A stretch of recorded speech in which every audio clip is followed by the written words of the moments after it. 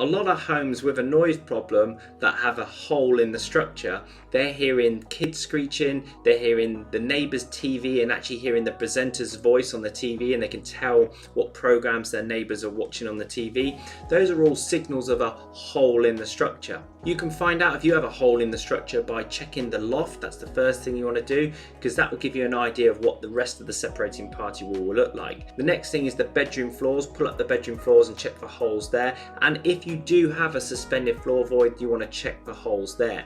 But just to note, we often find holes around chimney stacks, bay windows, old door linings that are on the separating party wall, and the old skirting in the older properties too. And it's not just old properties that we find holes in.